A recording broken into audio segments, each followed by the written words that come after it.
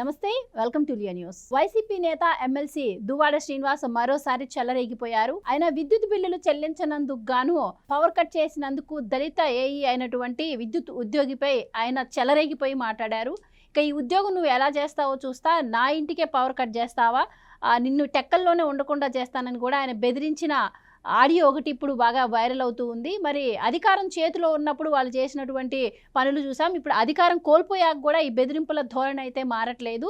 ఇది ఇలాగే కొనసాగితే అసలు ఉద్యోగాలు చేసుకునే ఆస్కారం ఉంటుందా? అసలు వైసీపీ నేతల తీరు మారకపోవడాన్ని ఎలా చూడొచ్చు? ఇలాంటి విషయాలు తెలుసుకుందాం. మనతో పాటు ఉన్నారు టీడీపీ స్పోక్స్ పర్సన్ సూర్యదేవరలత గారు. నమస్కారం అండి. నమస్తే మేడం, దువ్వాడ ఆడియో ఒకటి బాగా వైరల్ అవుతూ ఉంది. సో విద్యుత్ ఉద్యోగిపై ఆయన బెదిరింపు వ్యాఖ్యలు చేస్తున్నారు. ఇప్పుడు అధికారం లేకపోతే ఇలా బిహేవ్ చేస్తే ఇంకా అధికారంలో ఉన్నప్పుడు వాళ్ళ తీరు ఏ విధంగా ఉండేది? ఇప్పటికీ వాళ్ళలో మార్పు రాకపోవడాన్ని ఎలా చూడొచ్చు అంటారు? అంటే మనం గత 5 ఏళ్ళుగా తీసుకుంటే కూడా సరే, వాళ్ళు అధికారంలో ఉన్నారు కాబట్టి బెదిరించారు. ప్రజలు అందరూ కూడా ఏదైనా నోరెత్తి మాట్లాడాలంటే భయపడ్డారు. కానీ ఇప్పుడు కూడా స్వేచ్ఛ లేదా? ఇప్పుడు కూడా అంటే జగన్మోహన్ రెడ్డి గారు నిద్రలేస్తే ఏం చెప్తాడు? నా దళితులు, నా బీసీలు, ఇవే కదా ఆయన మాట్లాడేది. సో అలాంటి దళితుల్ని ఆయన పెట్టినంత ఇబ్బంది ఇంకెవరూ పెట్టలేదు. జగన్మోహన్ రెడ్డి గారు పెట్టినంత ఇబ్బంది వేరే ఎవరూ కూడా పెట్టలే. ఎందుకంటే మనం చూస్తే ఎవరిని బలి చేశాడు?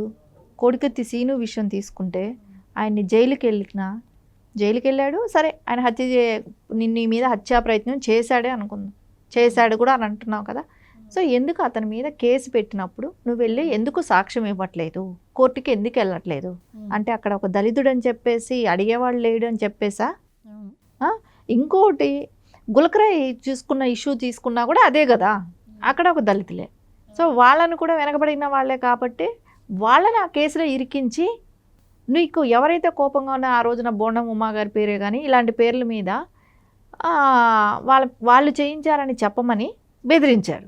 అంటే ఎక్కడ చూసినా మీరు చూడండి, ఆయన వాడుకుంటున్నదే దళితుల్ని. అక్కడ ఏంటంటే మళ్ళా పేరుకి ఏంటంటే నా దళితులు అని చెప్తాడు, కానీ చేసేదేమో ద్రోహం వాళ్ళకే చేస్తాడు.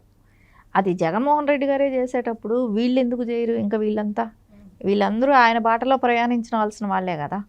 సరే, ఇప్పుడు అతను చేసిన తప్పేముంది? కట్ చేశాడు. సో అది చెప్తున్నాడు కదా, నేను మాధురి గారికి ఫోన్ చేసి చెప్పాను అని అంటాడు. మాధురికి చెప్పానని ఆయన అంటున్నాడు. సో మాధురికి చెప్పినప్పుడు ఆయన ఇంటిమేషన్ ఇచ్చాడు కదా. సో మీరు ఎమ్మెల్సీ అని చెప్పి ఒక అహంకారమా? మేము 5 ఏళ్ళు అధికారంలో ఉన్నప్పుడు ఎన్ని కరెంటు బిల్లులు కట్టకపోయినా మమ్మల్ని ఏమీ అనలేదు. ఇప్పుడు వీడేవుడు మాట్లాడటానికి అని మీ అహంకారము ఏ రకంగా అతని తప్పేముంది? నిన్ను కన్జ్యూమర్ కోర్టుకి లాగుతాను, నువ్వు ఎవరితో పెట్టుకున్నావు, నేను లిస్ట్ ఇస్తాను, ఓ 40 మందిది, వాళ్ళ దగ్గరికి వెళ్ళి ఆపగలిగే ధైర్యం నీకుందా అని అంటే ఖచ్చితంగా ఆపుతాడు. అవసరం వచ్చినప్పుడు అందరివి ఆపుతారు. సో నువ్వే లిస్ట్ ఇవ్వు. అదే సామాన్యుల విషయానికి వస్తే ఒక్క నెల కట్టకపోయినా 200, 300, 800 కట్టకపోయినా కూడా నెక్స్ట్ మంతే కరెంట్ కట్ చేసే పరిస్థితి ఉంటుంది. ఇంకా రాజకీయ నాయకులు ప్రజలకు ఆదర్శంగా ఉండాల్సింది పోనిచ్చి ఈవెన్ 60,000 దాకా ఉంది ఆ బిల్లు అంటున్నారు. అంటే అది దాదాపు ఒక 2-3 నెలల నుంచి కట్టి ఉండకపోవచ్చు మేబీ.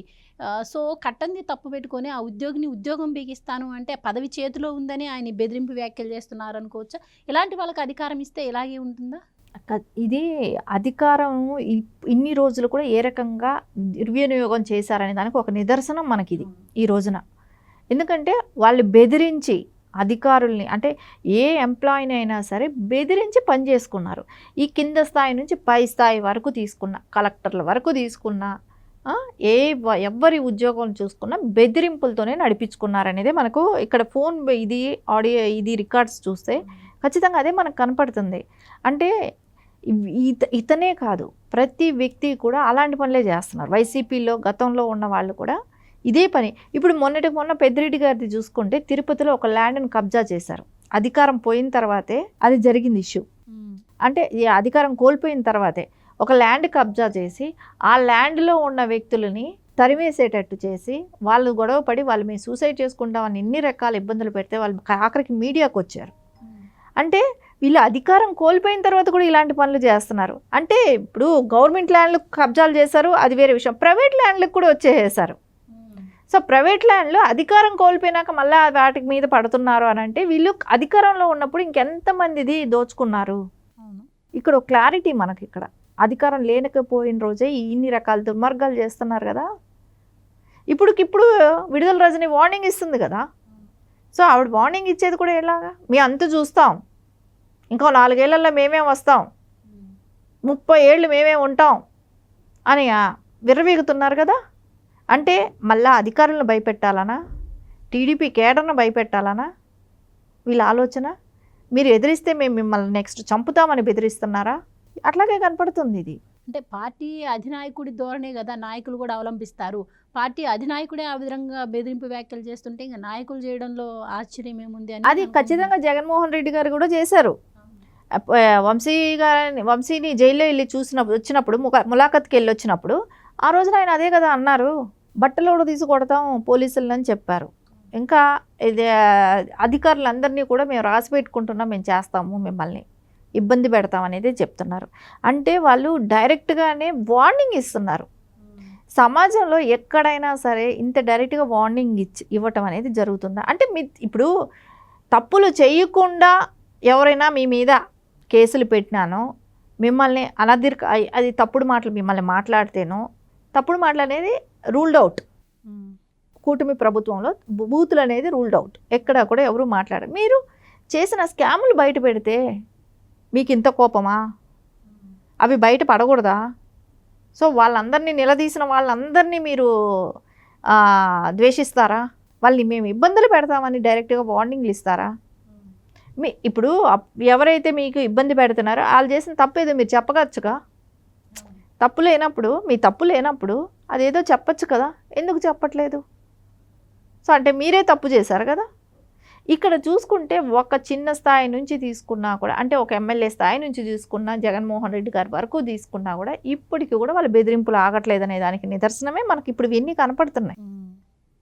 ఇవన్నీ ఇప్పుడు దువ్వాడ శ్రీనివాస్ కానివ్వండి, ఇట్లాంటి విషయాలన్నీ మనకి ఇప్పుడు ఇవి తెలియటం, వాళ్ళకి ఎంత ధైర్యం లేకపోతే తిరుమల మాడ వీధుల్లో వాళ్ళు రీల్స్ చేస్తారా? అంటే వాళ్ళు గతంలో చేశారు కాబట్టి మళ్ళీ వాళ్ళు అలాంటి వీడియోలు చేస్తున్నారు. అంటే మన గవర్నమెంట్ లేదు అనేది కూడా మర్చిపోయారు, ఆ స్పృహలో కూడా వాళ్ళు లేరు.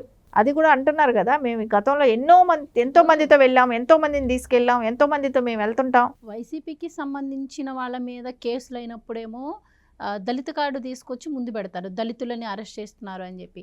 మరి ఇప్పుడు ఒక దళితుడైనటువంటి ఏఈని ఈయన ఫోన్ చేసి ఆ విధంగా ఇష్టం వచ్చినట్టు ఎట్లా మాట్లాడతారు, ఎలా చూడొచ్చు అంటారు? దళితుడిని ఈ రోజున ఆ రకంగా మాట్లాడటం అనేది నిజంగా దళిత సంఘాలు ఊరుకోకూడదు. అంటే అదే ఒక రెడ్డి కులం వాళ్ళనైతే మాట్లాడతారా, ఒక ఓసీలను అయితే మాట్లాడితే ఊరుకుంటారా? అలా బెదిరిస్తే ఊరుకుంటారా? అంటే దళితులను ఎందుకు మాట్లాడుతున్నావు? నా దళితులను చెప్పుకుంటూనే వాళ్ళకే ద్రోహం చేస్తున్నారు కదా. ప్రతిసారి మీరు చూడండి, చనిపోయే వాళ్ళ దగ్గర నుంచి కూడా చూడండి, డోర్ డెలివరీలు చేసిన వాళ్ళ దగ్గర నుంచి చూడండి, ఎవరినైనా కూడా అక్కడ బాధితులుగా ఆడ బాధపడే వాళ్ళందరూ కూడా దళితులు, బీసీలే. ఎందుకు జరుగుతుంది ఇలా? అంటే జగన్మోహన్ రెడ్డి గారు వాళ్ళు ఏమీ మాట్లాడలేరనా? వాళ్ళని బెదిరిస్తున్నాడా? సో ఇదన్నీ కూడా దళితులే ఒక నిర్ణయానికి రావాలి. జగన్మోహన్ రెడ్డి అవసరానికి వాడుకొని పూచుకు పుల్లలాగా పడేస్తున్నాడు మనల్ని అనేది. ఏవైతే ఈ ఆరోపణలు వస్తున్నాయో దీనిపైన ఈ ఆడియో కూడా ఆ బాధితుడు బయటపెట్టలేదు. బయటకు వచ్చిన తర్వాత ఆ బాధితుడికి ఫోన్ చేసి క్లారిటీ తీసుకున్నారు. సో అవును, నిజంగానే నన్ను తిట్టాడు అతను అని చెప్పి కూడా ఆ బాధితుడు చెప్పినటువంటి పరిస్థితి. సో ఇవి ఇంకా రిపీట్ అవ్వకూడదు అంటే దీని మీద స్ట్రిక్ట్ యాక్షన్స్ తీసుకోవాలంటారా? ఇప్పుడు అతను ఒక గవర్నమెంట్ ఎంప్లాయ్, అతని డ్యూటీ ఆయన చేశాడు, అంతేగాని ఇప్పుడు దువ్వాడ శ్రీనివాస్ గారిని ఇంటి కరెంట్ ఇది కట్ చేసేస్తే గవర్నమెంట్కి డబ్బులు వస్తాయని చూసాడే కానీ ఆయన ఇంటికి రావు కదా డబ్బులు. ఇప్పుడు కట్ చేసిన వ్యక్తికి ఇంటికి రాదు కదా డబ్బులు, గవర్నమెంట్కి వెళ్తుంది ఆ డబ్బు ఏదైనా.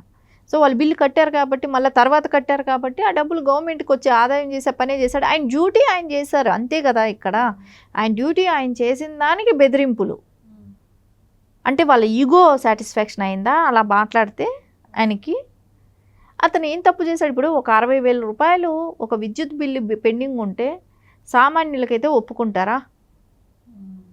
సామాన్యులకు ఒప్పుకుంటారా? ఒక 1000 రూపాయలు బిల్లు కరెంట్ బిల్లు కట్టే వ్యక్తి అనుకుందాం, నెలకి 2 నెలలకే వచ్చి తీసేరా? ఫీజు క్యారీలతో సహా తీసుకెళ్ళిపోతారు.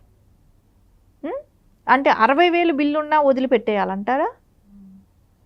అంటే నిజాన్ని నిలదీసి అడగటం అనేది ఏదైతే కరెక్ట్ ఉందో వాళ్ళ డ్యూటీ వాళ్ళు సక్రమంగా చేస్తే కూడా వీళ్ళు బెదిరిస్తున్నారు. ఇప్పుడు ఎవరైనా ఏం కోరుకుంటాం, నిజాయితీగా జరగాలి ఏది జరిగినా. సో ప్రజలకి రావాల్సిన విద్యుత్ బకాయిలే కానివ్వండి, ఇలాంటివన్నీ వస్తేనే కదా ఆ సంస్థ నిలబడుతుంది. ఆ సంస్థ నిలబడాలంటే వాళ్ళ డ్యూటీ వాళ్ళు చేయాలి కదా. వాళ్ళ డ్యూటీ వాళ్ళు చేయనివ్వకుండా ఎందుకు మీరు అడ్డుపడుతున్నారు? మీకున్న అహంకారానికి, ఆర్భాటానికి వాళ్ళందరినీ ఇబ్బంది ఎందుకు పెడుతున్నారు అనేది ఇక్కడ ఫస్ట్ వాళ్ళందరి మీద అయితే ఎవరైతే ఇట్లా బెదిరిస్తున్నారో అధికారులు, అంటే ఎవరు ఉద్యోగాలను వాళ్ళని చేయనివ్వకుండా ఎంప్లాయీస్ని అందరినీ బెదిరిస్తున్నారో వాళ్ళ మీద అయితే కఠినంగా చర్యలు అయితే తీసుకోవాలి. థ్యాంక్ యూ సో మచ్ అండి. Thank you. Please subscribe to Leo news for more videos.